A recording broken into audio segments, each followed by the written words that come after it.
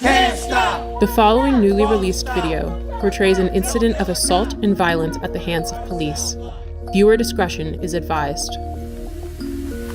I suggest you back the fuck up. No.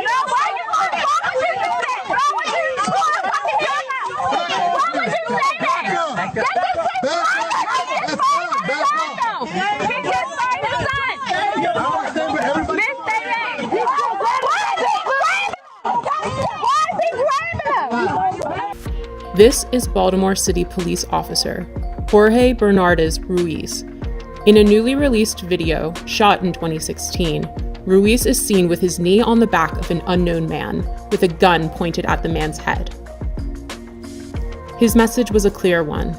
Concerned onlookers, adhere to my dictates or else. Here, we can hear Ruiz saying to Baltimore residents, I suggest you back the fuck up. No.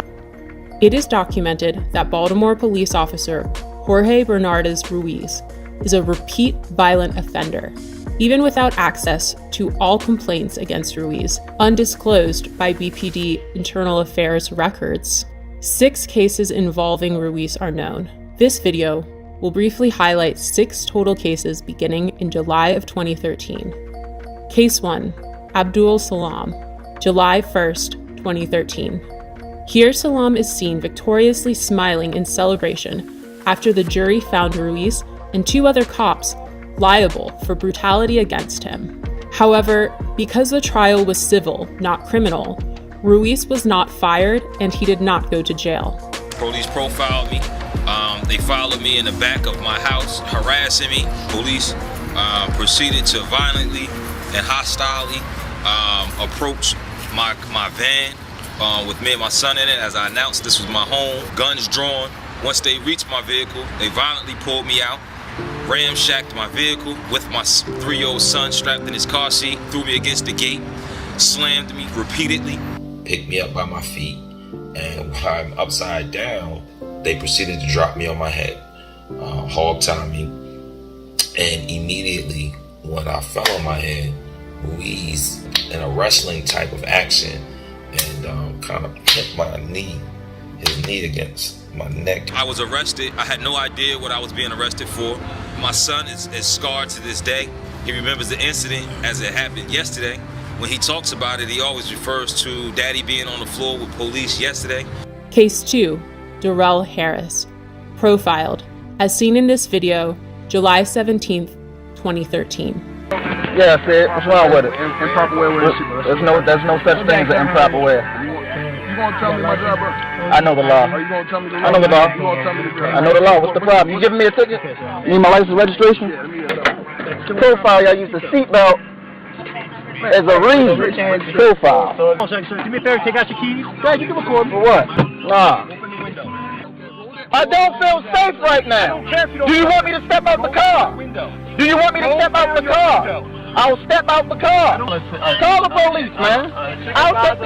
What do you call a supervisor? I won't do shit. This is getting uploaded to the internet right now. Yeah? And we are 2 law-abiding citizens that we're getting targeted, and I don't know why. Just 24 hours later, Bernardez Ruiz played a leading role in the police killing of unarmed Tyrone West. Case number 3, the murder of Tyrone West, July 18th, 2013. My brother Tyrone West was brutally murdered on July the 18th, 2013. In both of these cases, when you look at the pleadings and the harsh language of these officers that have been quoted to me by reliable witnesses, the N-word. And Killer Ruiz and Killer Chapman and the rest of those 11 to 15 killers, including David Lewis, took something from my family that they could never give us again. And that was my brother Tyrone West, one unarmed man who was brutally murdered, beat to death in broad daylight.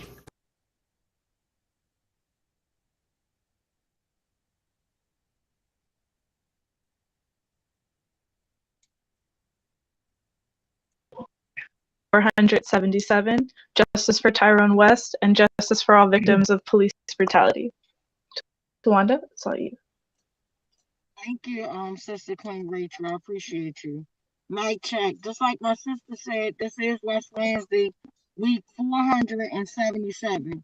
We've been fighting for a very long time, not just for accountability for my big brother Tyrone West, but literally all the victims of police brutality and murder. Like, it's really sad that, and it breaks my heart every time I watch this awful video, you know, of real surviving victims, right? And unfortunately, my brother didn't survive. And the fact that no one has been charged, and the only thing that they left our families with is civil stuff. Like, it's never about the income, it's about the outcome. You know, and it's just really sad and disgusting.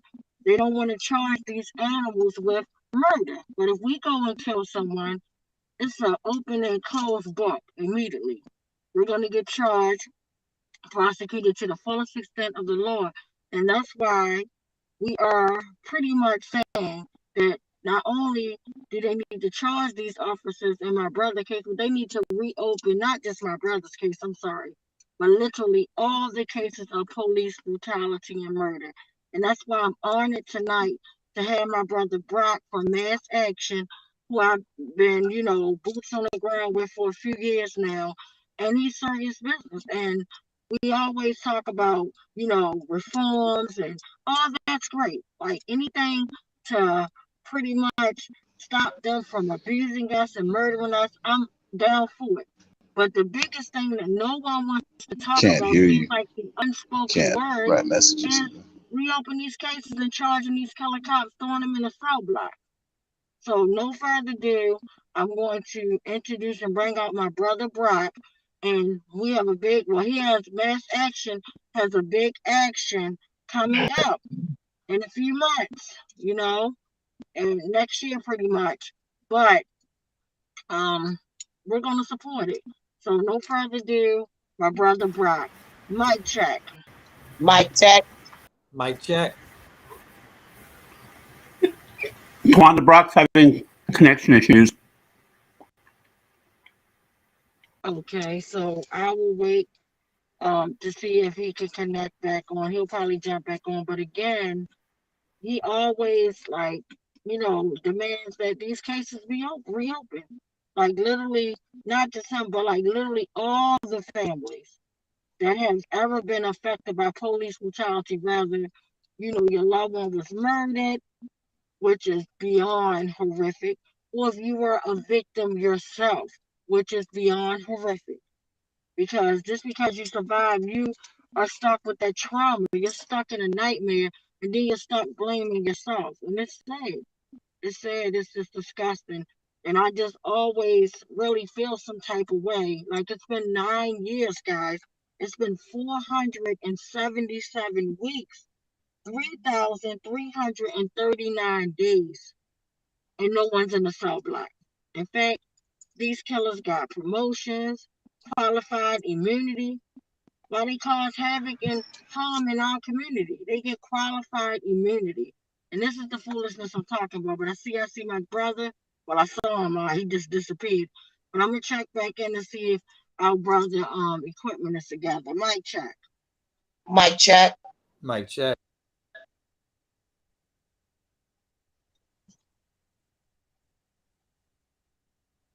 And this is weird how, that's why I like, with all the screaming stuff, even though it's kind of good, but then in a sense, it's kind of bad, because it's just interesting that before, you know, we went on live, we had no connectivity issues whatsoever. Like, everything went smooth, properly, all that.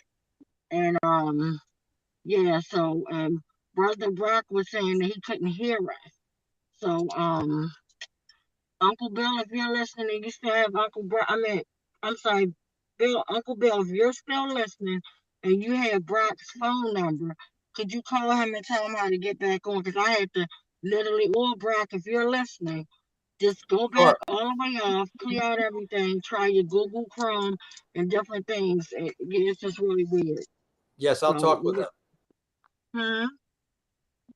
I'll call him up. I appreciate you. Call him up. In the worst case scenario, if we can't see him by video, will definitely get him in, by audio. So just stay tuned. But it's just a lot happening, just in our communities too, with all of the homicides. It's like unspeakable.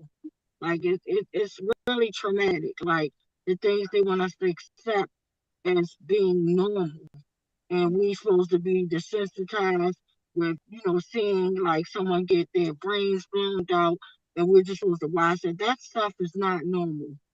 Like that is horrific, and it's just saying like when you go on pages such as the Citizenship app or Murder Inc. Sometimes they show videos of people loved ones being slaughtered. No one wants to see their loved one dead on the ground. Have to relive that nightmare. Even though I know video footage is good when used in the correct way, meaning to help solve a case, to put all the evidence together, that's all good, right? But to actually just show it and have no consideration for the families that have to watch their loved ones getting slaughtered, like that is very heartbreaking. And the crazy part about once you see something, you cannot, no matter how much you want to, you cannot unsee what you have already saw or witnessed. It's the reality. It's sad, but it's a lot of stuff that's happening right now. Like it's a whole lot of stuff. And I was a little bit, and this is like kind of rambling on, and this is unrelated to police brutality, but I'm sending prayers out to the singer, Jesse, pretty much. He passed away today, and I was like, oh my goodness, like, and it was amazing that me and my coworker was listening to his music while we were leaving our job. Like his music was astonishing, like, oh my goodness, amazing. And it's like we just keep on hearing about someone passing away or someone getting murdered. Bad enough a young rapper, another young rapper was murdered. And then everybody want to blame, oh, well, his girlfriend, she posted the location, all this foolishness. No one deserves to be murdered. So I see my brother Brock now. I know you heard enough of me rambling. Let's do a mic check with him and see if he's ready to start talking. Mic check. Mic check. Awesome. I hear you loud and clear, my brother. The floor is all yours. Oh, wow. Okay. Well, thank you for having me on again, West Wednesdays, one of the greatest institutions in this country. And great for somebody out there. So, Excuse me, Brock. Can you hear me? Oh, much better. That's better. Okay, yeah, I guess I'll have to talk close. It's just an inspiration, what you're doing with West Wednesdays. So I constantly want to salute you, Tawanda especially, but also your whole team out there. Keep doing your thing and making noise. No justice, no peace. I mean, you embody that with this thing. And, until we get everybody on code, we just have to be out here waking people up. So thank you for having me on. I couldn't hear like anything that was being said, so I don't really know if there's anything being discussed right now. So feel free to ask me any questions or anything like that. Yeah, so pretty much you really didn't miss that much, but I was just saying how you've been boots on the ground, and I just really appreciate you in mass action. And I was just saying like reforms, all that's amazing, good, but we need more than reforms. We need these cases reopened ASAP, and it's always in the honor of our brother Mel Reeves, right? He's always say until we win, and to me, winning is reopening these cases, charging these killer cops accordingly, throwing them in the cell block, prosecuting them to the fullest extent of the law. That is winning to me. Anything under that is like foolishness in my book. So I just wanted to talk about your upcoming event, and we went to one of your events before, like several of your events, and they were amazing.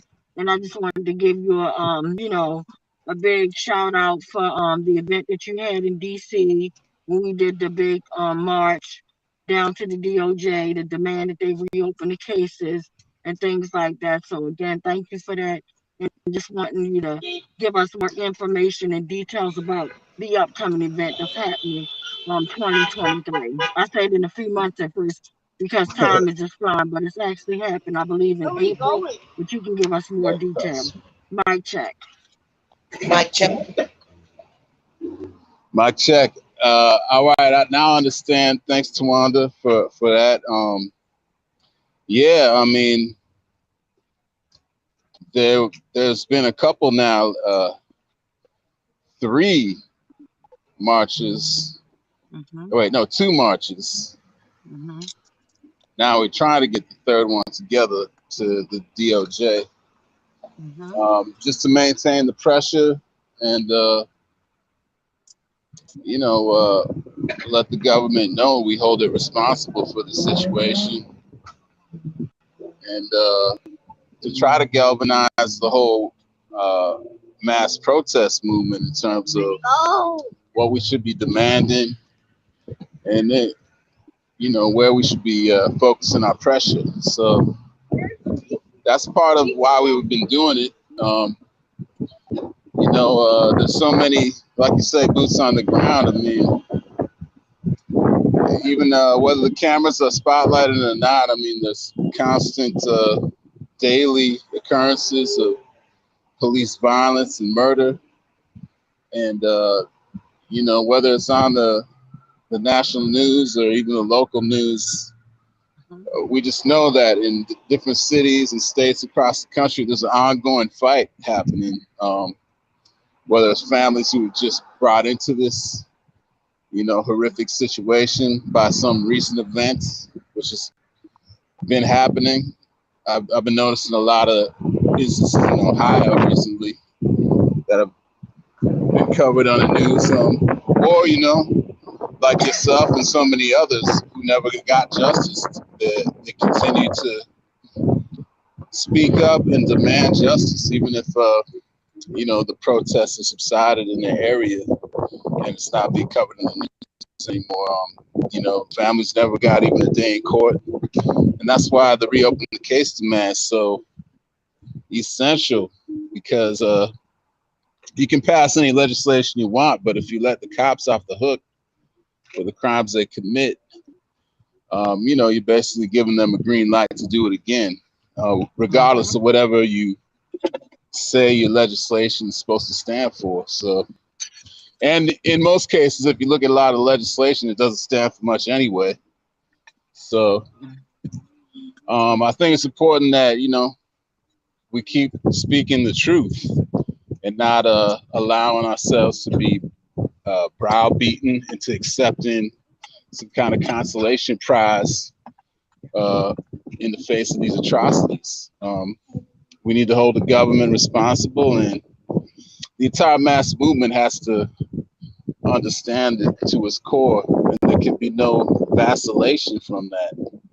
Otherwise, you know, we can't expect to see any real change. And in my opinion, that's kind of what we've seen is, you know, a lot of talking around the problem and a lot of posturing, but not enough groups clearly expressing the explicit demands to jail the cops, to reopen past cases of police brutality, and to make those 2 demands the central demands of this mass movement.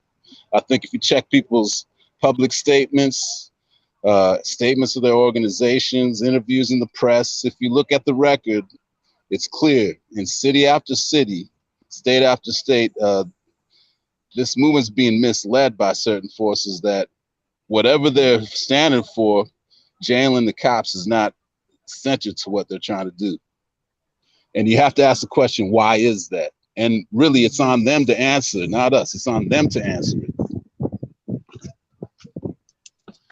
So, you know, we're encouraging that debate, and also, you know, especially working with a lot of these families who've been impacted directly. You know, it's pretty clear to us that this is a central demand of all families, you know, to the last one, to the first to the last, with if there's anyone saying different, I haven't met them yet, but it's a very broad demand and opinion as to what needs to be done. So, you know, we just need to support these families in the righteous struggle, but also we need to hold all these groups accountable who would enter into this space and exploit the pain of these families. You know? So that's just a strong sentiment behind what we've been doing. And I guess the other side of it, though, too, is that there is, you know, a historical movement that we're all a part of. And it's been these instances of police violence, not anything else really that's triggered it. Why that question is, I don't know. That's a matter of, you know, exploration and debate. But that it is the case is not debatable. And I think that from my perspective, the way you're gonna solve a lot of the broader demands that people care about and sometimes raise when they're at a protest that's gathered people together like these police brutality protests have. You know, you're not gonna get to solve those problems by avoiding the question of police brutality. We have to face it head on, and it's connected to so much of those forces in society that want to keep all kinds of things upside down and backwards and suppressed. So encourage everybody to join this fight. You know, if you're coming at it in this principled manner. And I think, you know, so much more could be done than has been done. You know, even if you were, you know, taken aback by the magnitude of the protests that have happened. They were largely spontaneous and not necessarily clearly led, you know, but that same sentiment can be organized and led. In my opinion, it's the most powerful political force in modern US history. And the job's not finished. So that's partly why we continue calling these actions. This next one will be in April of next year in DC. Is to provide a way to express that broad sentiment. And you know, we have to stay out in the streets and vote with our feet. And I think people are hungry for real change, but one of the things that needs to happen to get real change is we need a real leadership, a real authentic leadership. And what we were given it by BLM, let's call it out, was a false leadership. It was a misleadership.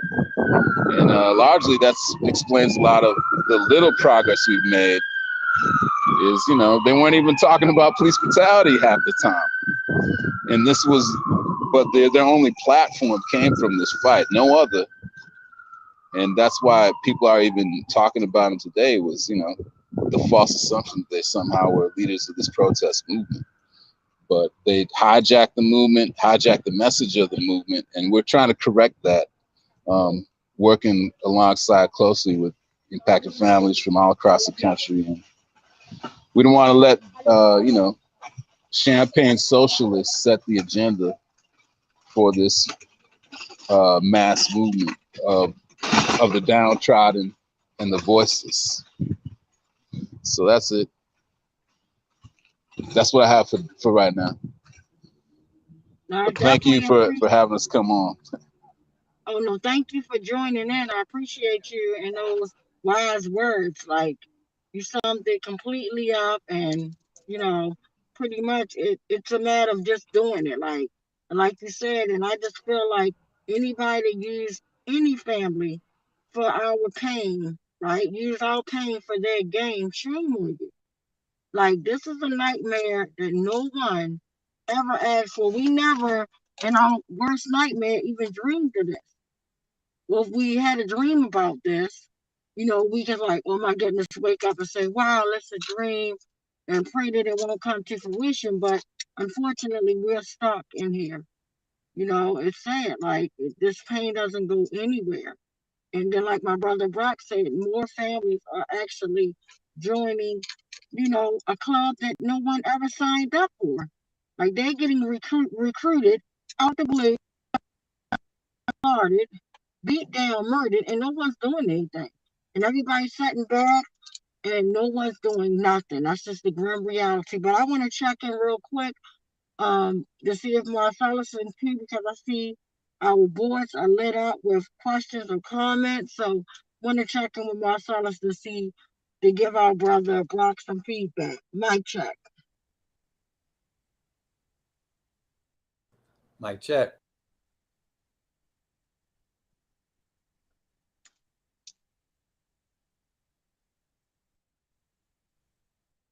So I have a question. Is our brother Marcellus in queue yet? Mic check. Hey, good to Mic see check. you, my brother. I was having some issues with my my camera. Awesome. Good to see you, brother. Good to see you. Good to see you as well. Awesome. Yeah, so just wanted to check in with any questions or comments. Mic check. Mic check. All right. So Hillary's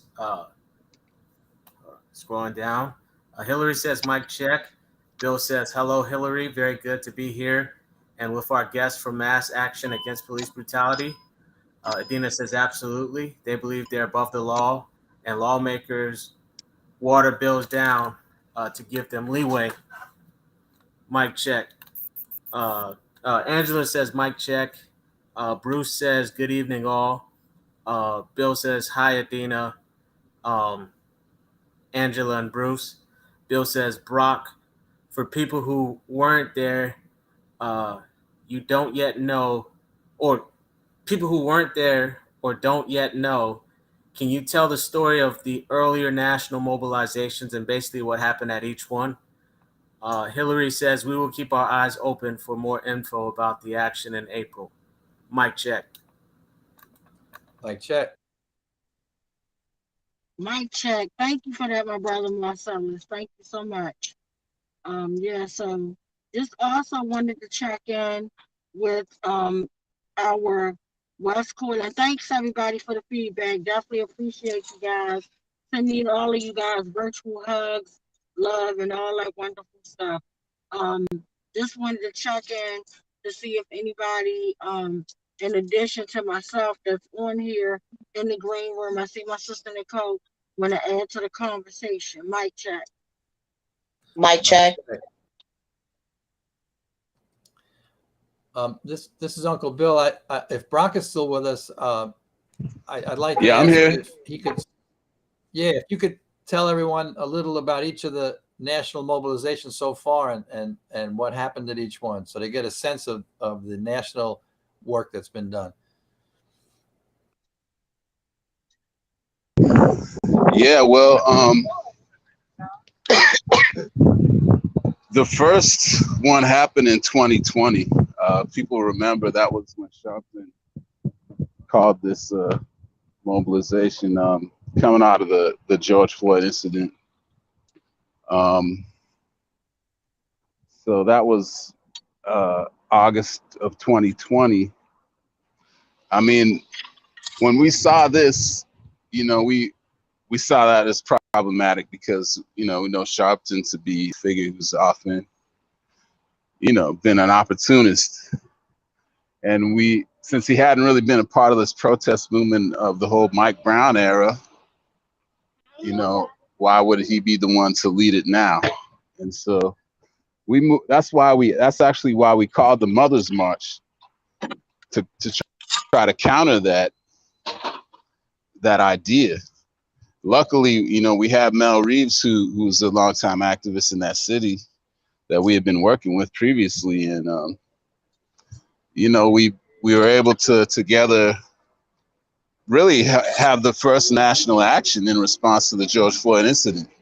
And that was in Minneapolis, where over 100 families came from all over the country who were impacted by police violence, and had a little conference and a march. It was very, very powerful for the local movement and I'd say nationally. And it kind of set the stage for the momentum to go to DC later that summer.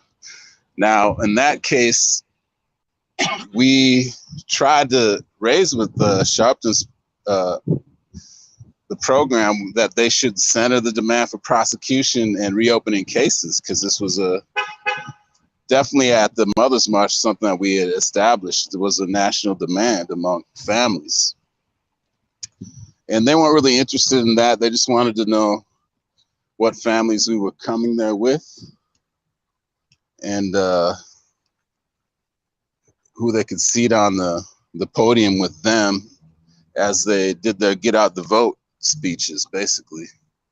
And they're promoting the George Floyd Act, which still hasn't passed, by the way, and which only really dealt with federal police anyway.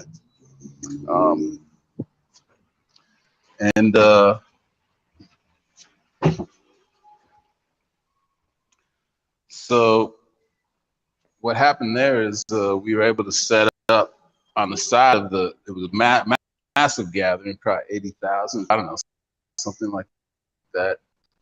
And we were able to direct thousands of them to come with us, DOJ, after. It was a pretty incredible moment. And where some of the families who were with our contingent, they spoke at the DOJ and, you know, raising these demands. And the following year just happened. Now, I should say,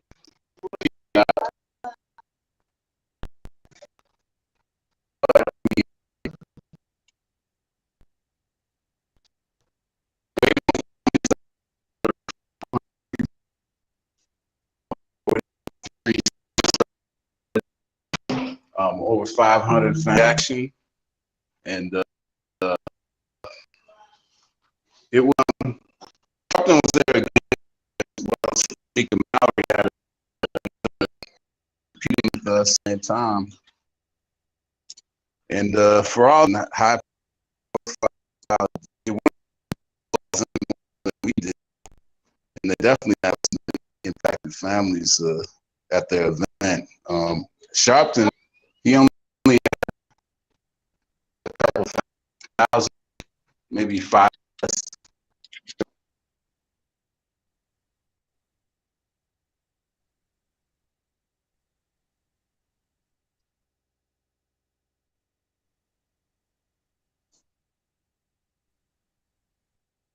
Brother Brock, mic check.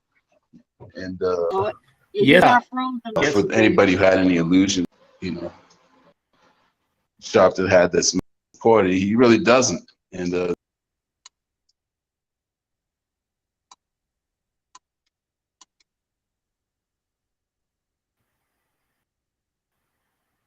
seems like we lost Brock. I'm sorry, what did you say? I just noticed that Brock is like off picture. He seems to have dropped. Yeah, hopefully he'll tune back in. But he said some real powerful stuff. I see him trying to tune back in. Hey, Brock, can you hear us? yeah, I can hear you. Can you hear me? Yeah, I can hear you. You made some great points. So yeah, so want to check in real fast before we go to the sad list, because I see we have connectivity issues, and I don't want anybody to be cut off and can't get on in our respective time as well. So wanted to check in to see if anybody else wanted to say something to our brother Brock before we go back to the comments and then to the sad list. Mic check. Mic check. Mic check. Mic check. Is my sister Angela still on? Yes, sis, I'm still here. Hey, yeah, so awesome. Yeah, so you met our brother Brock, so you're very familiar with him. And Brock, and I know you meet so many you know, unfortunately you meet so many impacted families, but this is the sister of Timothy Fleming. And yeah, she's been on the grind, boots on the ground. It's unfortunately we're forced to this family. So I'm going to give the floor to our sister Angela, see if she want to say anything or add any questions or comments. Mic check. Mic check. Mic check. Yeah, I met Brother Brock last year at the DOJ march, the march last year, in DC. I'm looking forward to the one coming up in April. I think I saw it somewhere. But yeah, I'm looking forward to the march coming up in April. I'm gonna be there, boots on the ground, fighting for accountability, open all the cases, reopen every case. You know, we need accountability for everybody, lottie dottie, everybody. Not just one person, not just two people, but everyone. I also want to say, you know, my nephews are still in that home that their father was murdered in. We're still trying to get them out of there. And with God's grace and mercy, hopefully they will be out of there soon. It's been over a year.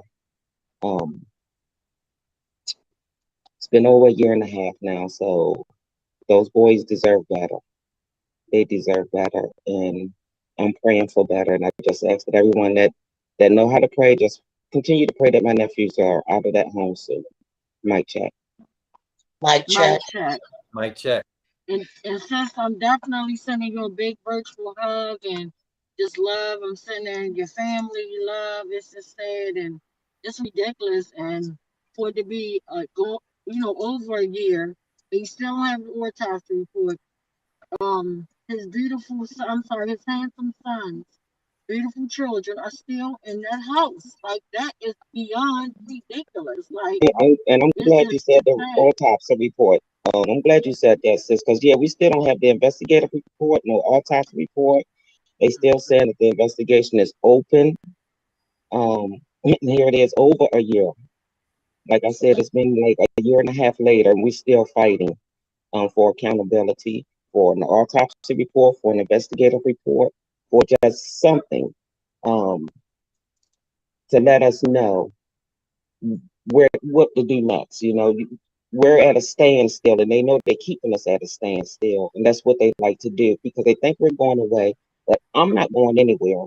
I'm not going anywhere. Like I said, every time there's something happening in Baltimore City, I'm there. So, and since you know, I'm boots on the ground. So all you have to do is just say the word, I'm there. Mic check. Mic check, sister. Mic And check. you know I'm always there. We right here. So love you, sis. Mic check. We're going to keep fighting until they reopen. Love you too, sis. Mic check. Mic check. Mic check. Nicole, do you want to say anything to Brock? Yeah, I just wanted to say, you know, this is the first time that I'm meeting you. And it's really an honor to meet you. And I hope that we get the chance real soon to meet each other in person. My name is Nicole Pettiford, and I'm the daughter-in-law of Anthony Anderson, who was brutally murdered by the Baltimore City Police Department. And I'm the mother of Isaac Howard, who was set up by the Baltimore City Police Department and he was murdered as well. So I'm looking forward to meeting you and seeing you in person very soon. Mic check. Mic check. Mic check. Mic check. So I want to check in real quick with our brother Marcellus to see if we have any additional comments or questions, and then we're going to go right to the sad list. I'm sorry, we're going to go to the comments, and it's going to come back to me. I want to say a few words so that way we can have a moment of silence, and then we're going to go to the sad list. And again, my sister Nicole, I'm sorry for your losses. My sister Angela, sorry for your loss. It's just sad. I'm sorry for anybody that's experiencing any type of police brutality, pain, trauma, just anything. I'm totally sorry. It's really messed up. My heart goes out to everybody. So, yeah, Marcellus, thank you again for doing this and reading the comments and questions. So, yeah, I'm going to hand it over to you. Mic check. Mic check. Mic check. Mic check. Adana says 100%, 110% on point about Sharpton. Rest in power, Mel Reeves. Bill says, Angela, very glad you're not giving up. Adina says, they got to be lying at this point. He was shot, so there's no reason for there to not be an autopsy report. They just don't want to call it homicide. Mic check. Mic check. Mic check. Mic check. Yeah, so again, thanks for the comments and questions. It's ridiculous. But I'm gonna go to our brother Brock real quick before we go to the sad list. Do you want to say anything in additional before we start? Before we take our moment of silence and go to the sad list? I'm gonna check first. Mic check, Brock. Yeah, I just wanted to say that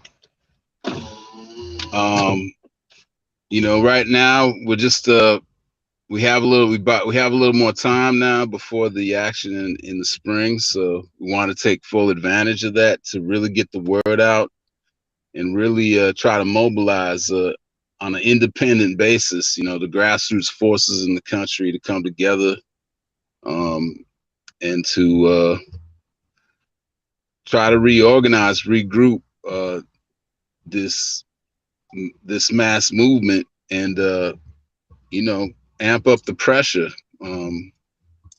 So you can register online, and you know, we've been starting to do meetings a few times a month to just get on top of different tasks.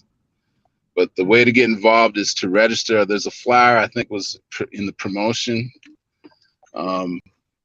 You can get that link, but I think the link is also bit.ly/TillWeWinDC, and that'll get you to the registration form where you can get more information and get more involved. And that's about all I have to say right now. Just yeah, till we win. If that was a slogan that Mel Reeves, you know, who just passed earlier this year from COVID, helped popularize. And I think, you know, he kind of embodied too, because he never quit. He never stopped his whole life, and always put the struggle for freedom and justice in the forefront, even if it cost him, you know, personally. And just a big example to just keep fighting. And this ain't over till we win. If we just keep ourselves together long enough, we will prevail. So I just leave y'all with that spirit, and I hope to see y'all in DC in April, and I'm sure cross paths before then too, hopefully as well. Absolutely, and thank you again, my brother Brad, for your time. And if you must go, you know, feel free to, you know, disconnect at any time, because unfortunately, this is the portion where we're gonna, you know, read the sad list and then come back with closing words. So again, I just want to thank you for your time. I just want to thank each and everybody that is, you know, watching this on the live screen. Just thank you for your time. And if you're watching this on YouTube, I just ask that you please hit the like, subscribe, and share. That's it. Doesn't cost you anything. Like, share, and subscribe. That's it. So thank you again, my brother, for boots on the ground, you know, and for calling our pressures out and just everything. And like I said, I'm praying for the family. So I'm going to check in real fast to see if anybody else want to make one last quick, appropriate comment or question before we go into a moment of silence. Mic check. Mic check. Mic check. Queen, I just want to thank you again for always including me, for allowing me to tell my story and, you know, get the word out there about the things that my family have experienced, and for me to be able to be here and be surrounded by love through people who have also experienced some of the things that I have went through as well. And I just wanted to give you your flowers. I love you, Queen. Mic check. Thank you so Mic check. Thank you. Mic check. And definitely sending love back to you, my queen, as well. Thank you. So right now, before we hear the sad list, both the community violence that is happening in Baltimore and also the police brutality list of violence, you know, I just want to let you guys know that it's sad. It's sad when we have to hear anybody name on any type of sad list. Not on a list where somebody's getting married, graduated, promoted, you know, things like that. But to actually hear that someone, loved one, is no longer here, That is very sad. So just take a moment, a minute, because that's what we're going to take 1 minute. If you pray, say a nice prayer that we can just work together, come in peace, and just, put the guns down. Let these killer cops get charged to the fullest extent of the law, and that way they won't be going around killing nobody. So so if you want to pray, say a prayer. If not, that's fine, because everybody's not into religion. Just send positive thoughts through the airway, and just remember that you do not put your family on any sadness, whether it's community violence or police brutality. It's devastating. It's murder. It's not an act of God. It's not something that a family should have to endure. It's real pain connected in both. It's real pain. So we're gonna take this minute, starting now. Mic check. Mic check. Mic check. Mic check.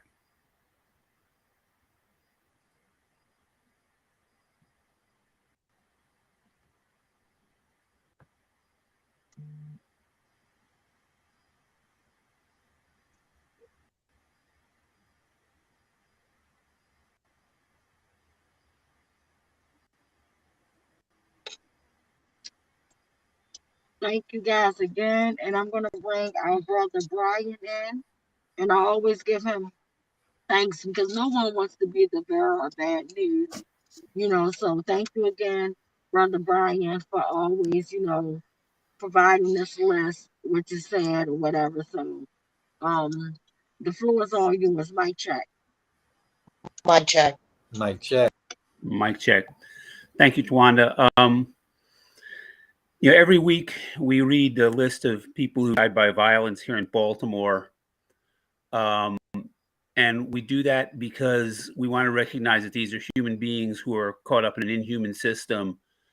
And we want to make those people, at least on some level, real to ourselves and hopefully to their loved ones and their friends. This week in Baltimore, this past week in Baltimore, 4 people were killed, but the police have not released the names of those people yet. So those people remain anonymous this week, and we will next week hopefully be able to read their names and lift them up and recognize the pain and the sacrifice that surrounds their deaths and their passings. But this week, I just want us to hold in silence for a moment or two, not only these 4 people we don't know, but all the people we don't know who suffer all the violence the system has to deal out, whether it's relationship violence, whether it's bullying, whether it's, whether it's homicide or just any random fight somewhere. The antidote to this is humanity and treating each other as human beings. And so, just if we just take a moment of silence and hold that thought that we want these people to be human for us all the time. Thank you. Thank you so much. Definitely appreciate you. Thank you so much. I appreciate you, Brother Brian. I appreciate everyone. And again, we're uplifting all of the families. And it's sad that the system lets us know what they want us to know. We know that people were murdered, not just in Baltimore, but worldwide. And it's just sad. It's a lot of homicides in Philly right now, even where my brother Brock is from, This is really sad.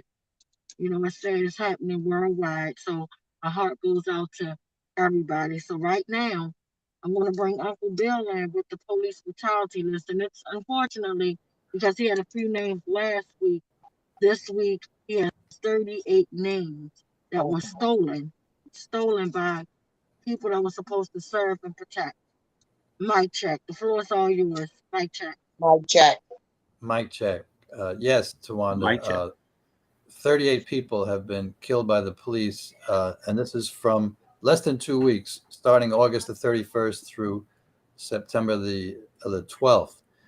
The rate of police killings is unrelenting, and our work to counteract that also must be unrelenting. So I want to start on August the 31st to uphold a 23-year-old man who was killed by the police, and if we can honor him by repeating the name, Dominic Jeter. Dominic Jeter. On September the 1st in Rockwall, Texas, killed by police, 31 years old, Jonathan May. Jonathan May. On September the 1st in Pittsburgh, Pennsylvania, 43 years old, not yet identified. Killer cops in cell blocks. Ashe. Ashe. Ashe. In Rockford, Illinois, on September the 1st, again, a man who has not yet been identified. Killer cops in cell blocks. Ashe. Ashe. Ashe. In Woodbridge, Virginia, on September the 1st, yet again, 19 years old, Jaden Carter. Jaden Carter. In Houston, Texas, on September the 2nd, 32 years old, Harrison Brown. Harrison Brown. Harrison Brown. Again, on September the 2nd, in Springfield, Missouri, 37 years old, Joshua Michael. Joshua Michael. September the 2nd, once more, Milledgeville, Georgia, 77 years old, Tommy Gilmore. Tommy Gilmore. Tommy In Gilmore. Casper, thank you. In Casper, Wyoming, again on September the 2nd, a man who has not yet been identified. Killer cops in cell blocks. Ashe. Ashe. Yet again on September the 2nd in Milwaukee, Wisconsin, 47 years old, Ernst Blakeney. Ernst Blakeney. In Spokane, Washington, the next day on September the 3rd, a man whose age is not here, but we know his name, so we can honor him, Robert Bradley. Robert Bradley. Robert Bradley. On September the 3rd in Los Angeles, California, 41 years old, Rushdie Anderson. Rushdie Anderson. September the 3rd in Fayetteville, North Carolina, 40 years old, Justin Livesay. Justin Livesay. September the Justin 3rd Livesay. in Edgewood, September the 3rd in Englewood, New Jersey, 22 years old, Bernard Placidi. Bernard Placidi. September the 4th in Federal Way, Washington, 54 years old, not yet identified. Killer cops in cell blocks. Ashe. Ashe. September the 5th in Thornton, Colorado, 29 years old, a man not yet identified. Killer cops in cell blocks. Ashe. Ashe. On September the 5th in Cleveland, Ohio, 32-year-old man. They don't usually mention this, but they mention that he was unarmed. And as Tawana wisely says, even if someone's armed, the police don't have the right to be judge, jury, and executioner. But in this case, they happen to mention, that's the Washington Post mentions that he's unarmed. Malik Roquemore. Malik. I believe his last name is pronounced Roquemore. Thank you. On September the 5th in Wassilia, Alaska, 63 years old, Jimmy Janeway. Jimmy Janeway. Jimmy Janeway. In Strong's Prairie, Wisconsin, on September the 6th, a man who is not yet identified. Killer cops in cell blocks. Ashe. Flagstaff, Arizona, on September the 7th, a man who is also not yet identified. Killer cops in cell blocks. Ashe. In Springville, Alabama, September the 7th, a man who is not yet identified. Killer cops in cell blocks. Ashe. On September the 7th, thank you. On September the 7th in St. Louis, Missouri, 61 years old, not yet identified. Killer cops in cell blocks. Ashe. Ashe. In Washington County, Tennessee, on September the 7th, 27 years old, Tyler Gardner. Tyler Gardner. Tyler Gardner. In Columbus, Georgia, September the 7th, 30 years old, Reginald Grant. Reginald Grant. In Lexington, Grant. Thank you. In Lexington, Kentucky, on September the 8th, a person whose gender is not yet identified and whose name has not yet been provided. Killer cops in cell blocks. Ashe. Ashe. In Middle Smithfield Township, Pennsylvania, 36-year-old man not yet identified. Killer cops in cell blocks. Ashe. Ashe. In Louisville, Kentucky, on September the 8th, 40 years old, Joshua Higgins. Joshua Higgins. In Zion, Illinois, September the 8th, 47 years old, George Franklin. George Franklin. In Hudson, North Carolina, 40 years old. We don't know the gender or the name, not yet identified. Killer cops in cell blocks. Ashe. Ashe. On September the 9th, in Elk City, Oklahoma, 40 years old, Edwin Barnes. Edwin Barnes. Edwin Barnes. September the 9th, in, I'm not sure of this town, Wawarsing, New York, 41 years old, Daniel McAlpin. Daniel McAlpin. On September the 10th, in Houston, Texas, 40 years old, Aaron Bauman. Aaron Bauman. In Burien, Washington, on September the 10th, a man who is not yet identified. Killer cops in cell blocks. Ashe. Ashe. In Las Vegas, Nevada, September the 10th, 27 years old, Gabriel Charles. Gabriel Charles. On September the 11th, in Houston, Texas, a man who has not yet been identified. Killer cops in cell blocks. Ashe. Ashe. Again, on September 11th, in Los Angeles, California, another man who has not yet been identified. Killer cops in cell blocks. Ashe. Ashe. In Walled Lake, thank you. In Walled Lake, Michigan, again on September 11th, 53 years old, Igor Lanis.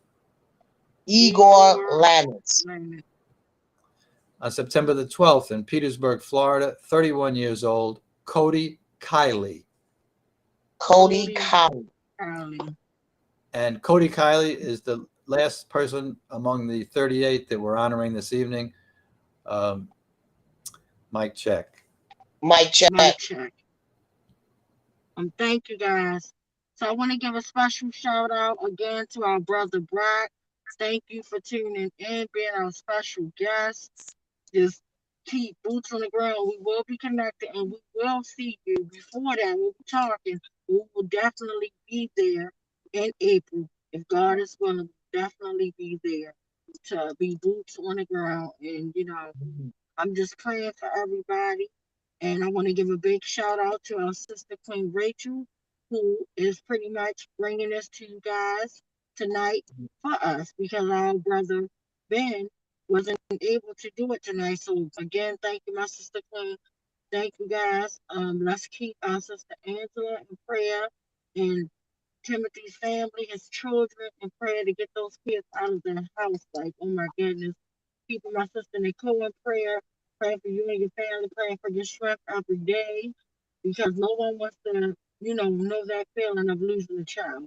So, or, their father-in-law. So just keeping anybody right now that has suffered any type of loss, whether it's, a family member, a friend, I'm just definitely keeping you in prayer. If you need a prayer, I'm keeping you in prayer. We're also sending positive thoughts and everything. Just remember, live to love to live. I love you all. And I'll be tuning out right now because my device is about to die. So love you guys, sending virtual hugs, big shout outs. And the same way we brought you in with the video, unfortunately, Ruiz, one of the first killers that started murdering my brother, participating in the brutal, horrific beating of one unarmed man, Tyrone West. Yeah, I want you to hold tight and finish watching that video. And we'll be coming up, guys, with an action soon, because not only does Ruiz belong in the cell block, yeah, all 17 of those animals that murdered my brother belong in the cell block. All of the murderers that murdered Timothy Fleming, Anthony Anderson, all of the murders, even the one that murdered my sister Queen's daughter, Ajay. So just giving love and life. Just remember, I said, live to love to live. I love you all, and we will see you guys next week. Mic check. Mic check. Mic check. And Mr. West begging for his life, and Mr. Salam begging for his child to be excluded and comforted from what was taking place. Not for himself, but for his 3-year-old child. Case number 4, Adina Britt and family, September 10th, 2015. My name is Adina Britt, and I wanted to submit a 30-second testimonial that Jorge Omar Bernardez Ruiz is one of the 11 terrorists that came into my house performing a home invasion in September 2015, terrorizing my entire family and even holding my 12-year-old son at gunpoint. He needs to be stopped. Case number 5, unidentified arrestee, assaulted in 2016. I suggest you back the fuck up. No, why you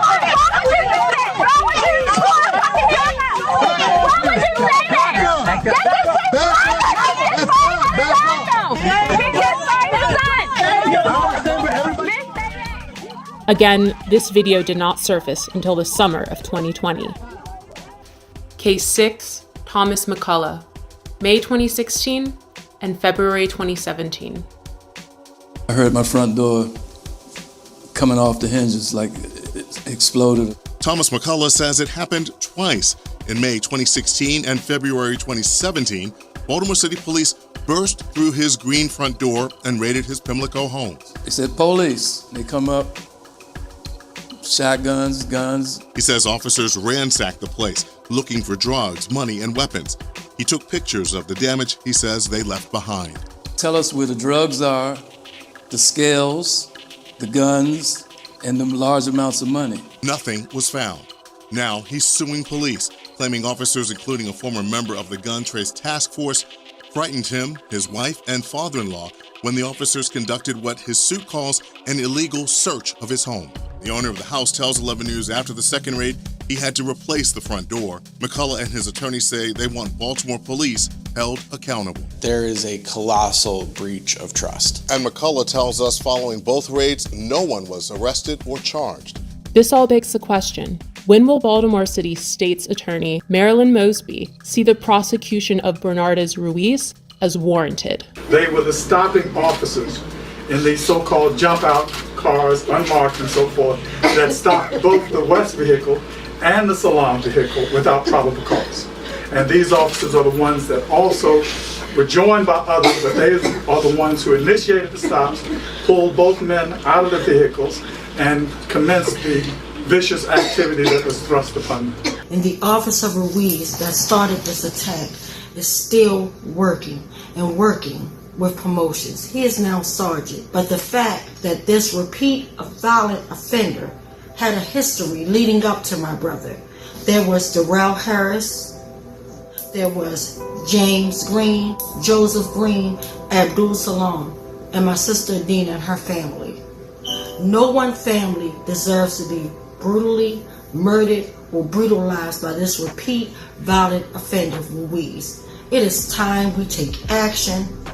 The time is now.